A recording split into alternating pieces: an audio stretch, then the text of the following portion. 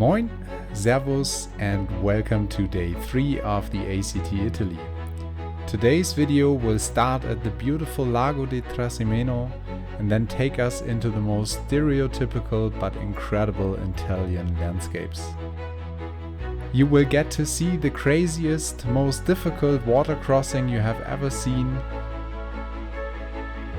There will be even some sightseeing, and eventually we end the day in the beautiful city of Orvieto. So if you're interested, stay in the video. Yeah, good morning guys. Perfect start into the day. What else is there to wish for? Awesome view today, much better than it was yesterday. Okay. Much better view than yesterday. Yesterday everything was quite dizzy, but today we can see perfectly. This is an awesome start. So let's hope it stays like this. First of all, I need to get some fuel, and after that we start on our journey on day 3.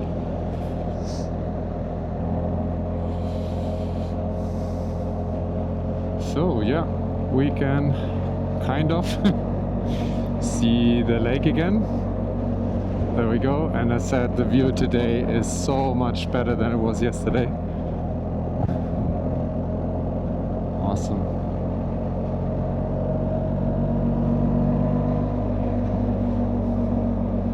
Riding here through the olive trees and the wine.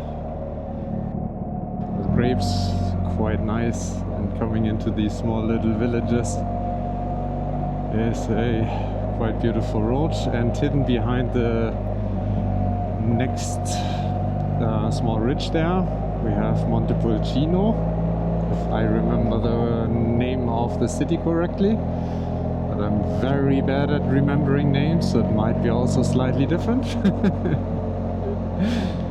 But hopefully if we come around the next corner there we should be able to see it. No, we will not, because we have to turn here into the next gravel portion. Okay, nonetheless, I guess from over there we should be able focus on the street, Jan. We should be able to see the village in a second, or the city. Yeah, up there, you see it on top of the mountain. This is exactly the stereotypical Italian style of landscape, I think, with the cities on top of the mountain and everything. So, well.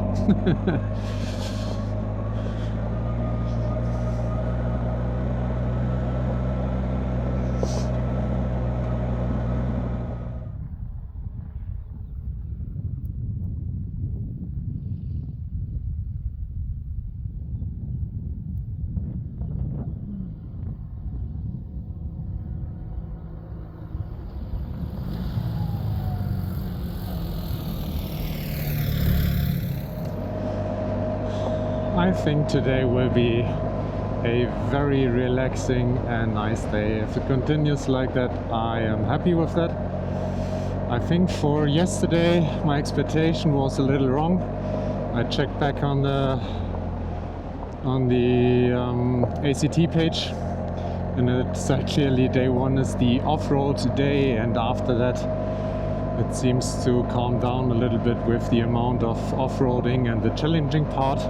Of course, with the small exception of yesterday's last section, which was quite fun and challenging to a degree.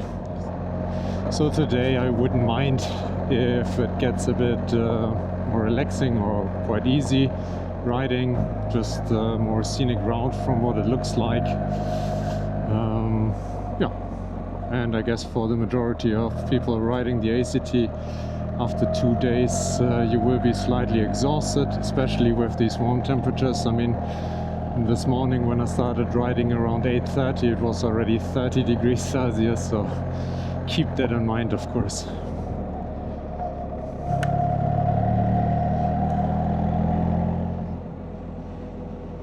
Now we're moving towards Tuscany. really looking forward to that. The landscape quite reminds me of it already. I've been there the last time, at least this far south, I think back in school. So that is, what is it then now? Some 18 years ago, something like that? I think so. Maybe weird to one or the other that I'm pointing this out, but what I've noticed on the trip so far, and maybe that's because it's quite dry here in Italy, I don't really have much or many bugs or flies or mosquitoes on my visor of the helmet. While when I ride at home for a stretch of, let's say, 100 kilometers or something like that, with on an off-road, my complete visor will be covered in flies and mosquitoes and bugs. But here in the evening, I hardly ever even need to clean the visor. I just do it, of course, just to have a nice clean visor for the day again. But it's a quite strange thing to me, to be honest.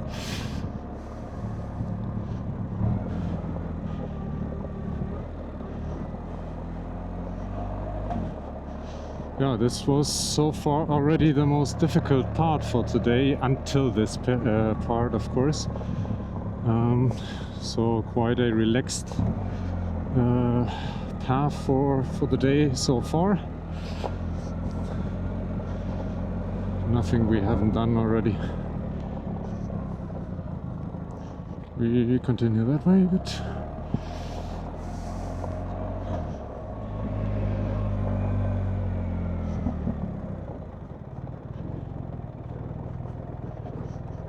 Okay, it's softer terrain, but it's fine.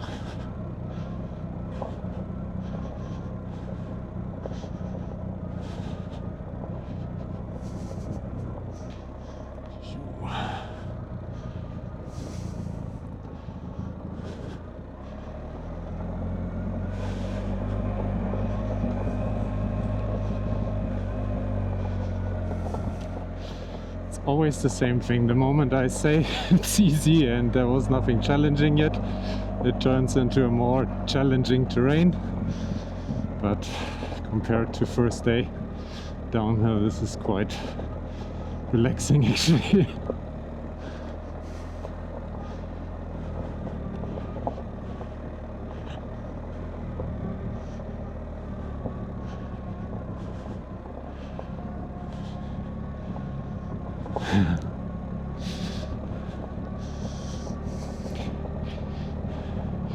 But it's interesting, in the end it's a downhill, right? And it should be similar no matter where you are.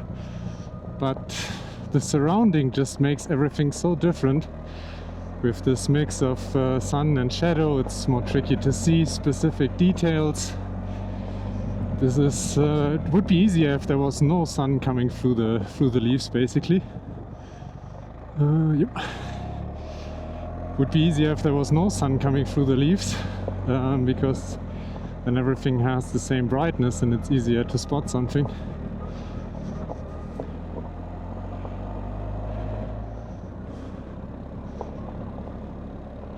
Huh. Water crossing. With a bit of mud. I absolutely count this as a water crossing. Water crossing number 3.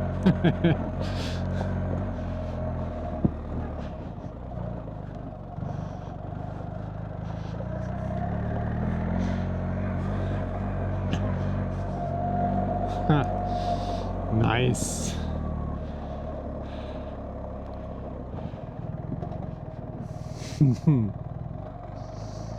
Yep.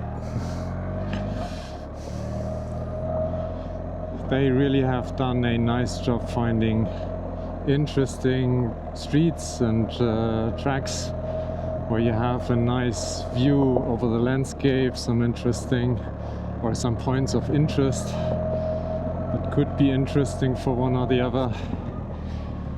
I have to say though, and that's just basically me, What I'm pretty bad at is sightseeing when I'm on the motorcycle. I just always prefer to ride the bike, and I always have to force myself even to appreciate the landscape properly. That's maybe the benefit of doing this whole YouTube stuff now, that I'm really focusing more on the landscape, on the surrounding, since I want to show it, of course, as well. But when I ride by myself, it's usually a ride the street, not the landscape kind of action.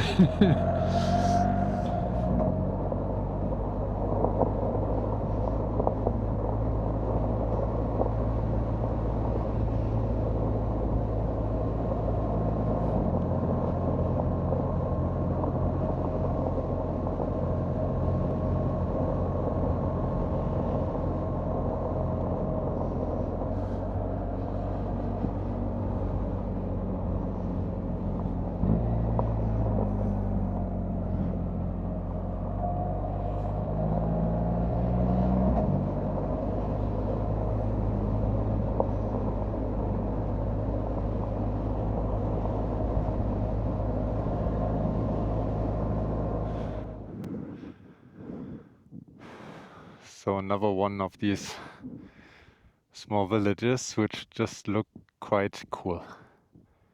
I don't think I have made so many stops on all of the other days combined as I've done here to just glimpse at the landscape and these small villages.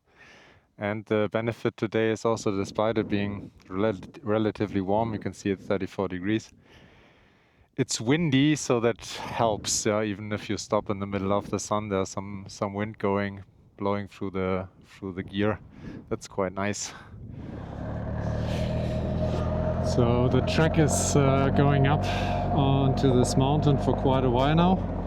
Just steadily moving up and up and up after I've just been down in the valley, descending from the top that you have seen before.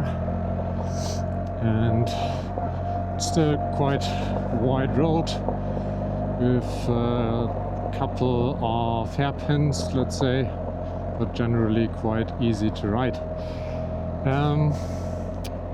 What I was wondering here and there already, I don't know if you can see this line here of cobblestones or stones generally.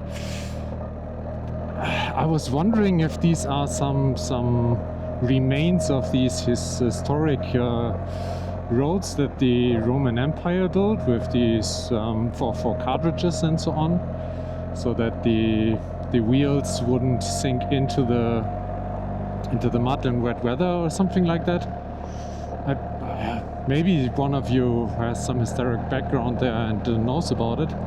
Would be quite interesting to know, or if it's just a coincidence that it looks like they are lining up into a street, and it's just the stone material underneath the gravel.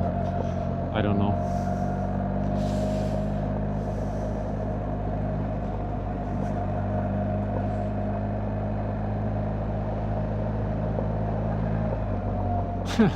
Of course. What else was there supposed to happen?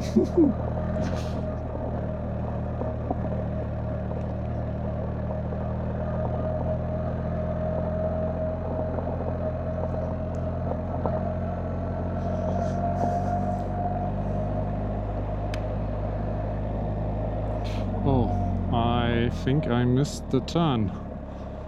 I hope I don't have to go.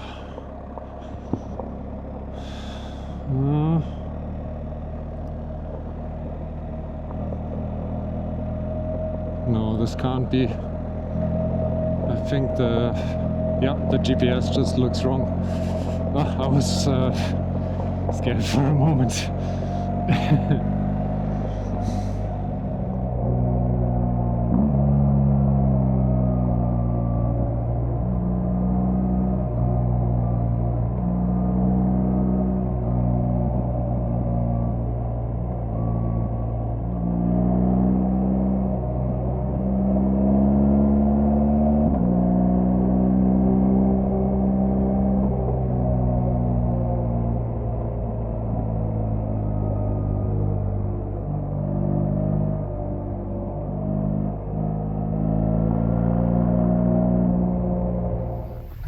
So it's a bit windy up here, but I hope you can still hear me decently.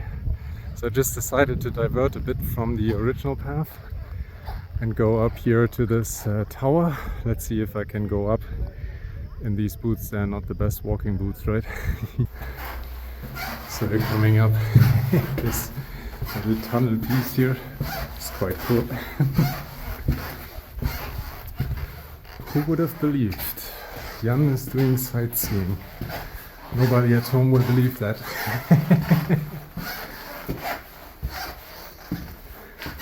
There we go.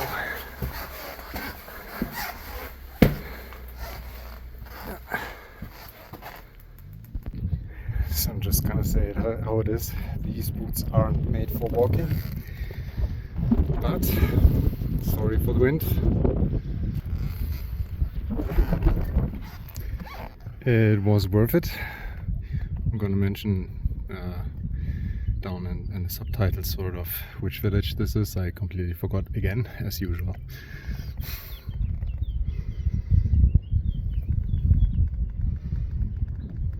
We are gonna go back to the track. I went up here to this little fortress. You're just gonna pass by due to the ACT anyway, so I just thought, like, why not have a look at it. They have a nice restaurant here as well, which opens around 12:30. So if you come by in that time, you can even get some food. It's quite nice. All right, then let's continue. And just outside the village, the gravel track starts. So just to give you an idea, I will quickly stop here and show you the view back. So that's where the fort is, and just outside the village immediately turns back onto some gravel track. That's quite nice.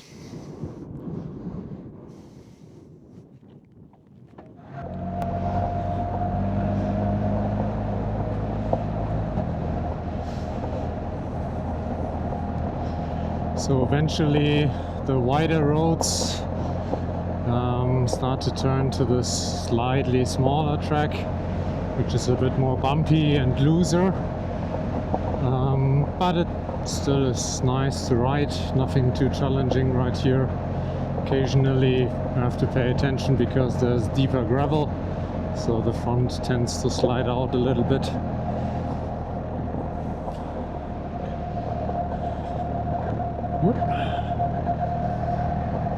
But it's still very enjoyable here.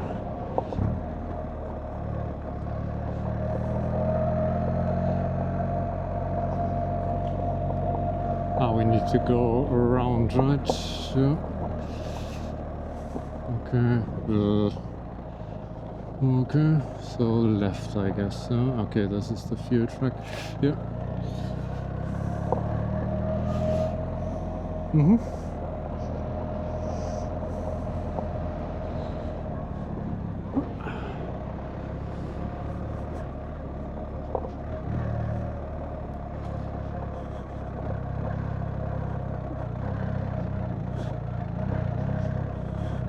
Go tractor, go!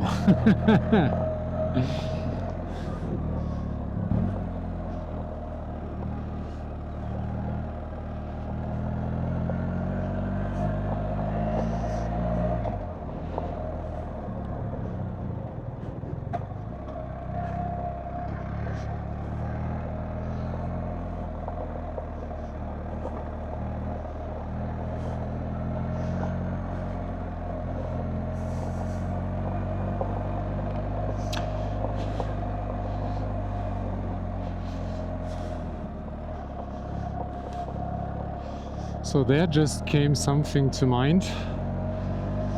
In the training, we learned that when you go uphill, you're supposed to lean forward, and when you ride through soft terrain like sand or loose gravel, you're supposed to lean back, so to deload the front tire.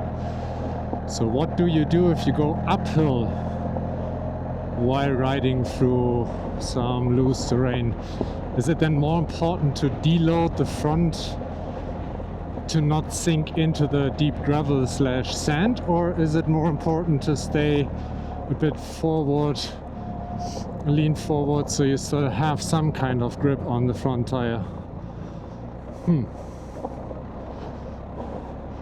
Would be great if somebody could answer that.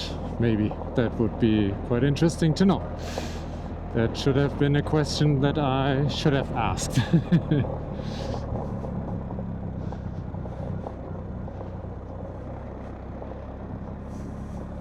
I mean, now it's clear, yeah, it's loose stuff and downhill, so I'm leaning back, of course. Downhill anyway, and also loose gravel, but okay. So the majority of the last part now was, or pretty much everything of the last part so far, was street riding. We just arrived here in the small village. I would say for everyone who's not the biggest fan of twisty mountain roads, I don't know who that's supposed to be. But if you're not a fan of that, then I guess this section is not your favorite part of the ACT part.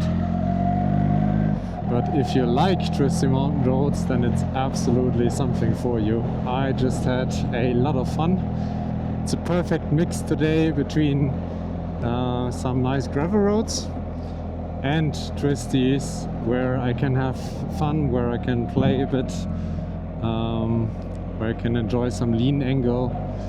And I'm still impressed with these tires, and I'm running them at roughly 2 bars. The indication here says 2.1 and 2.2, but if I was to attach a pressure gauge, it would be actually closer to 2 bar. They're slightly off there, that's how it is. But still, even then, you can run some very nice lean angles without having to worry much. You need to get used to the feeling a little, or I had to get used to the feeling a little, but I really enjoy it now.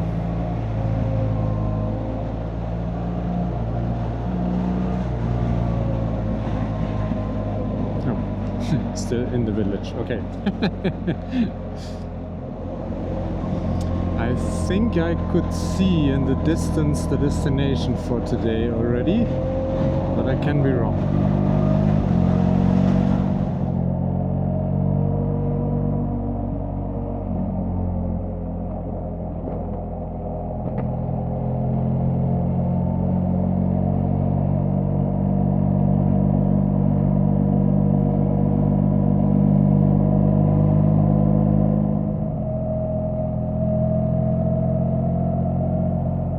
Finally, we arrive in Orvieto and complete the shortest and easiest riding day of the ACT Italy. But that is not a bad thing, as you should absolutely take the chance and explore the city, which is positioned atop a large cliff. Its roots even date back all the way to the 9th century before Christ. If possible, take a hotel in the city and discover the beautiful small alleys, the great views over the top of the roofs, maybe buy even a ticket to see the inside of the impressive Gothic cathedral, and enjoy an incredible meal in one of the many restaurants. And if you enjoyed this video, please give it a thumbs up, leave a comment, and subscribe for future content. Oh wow.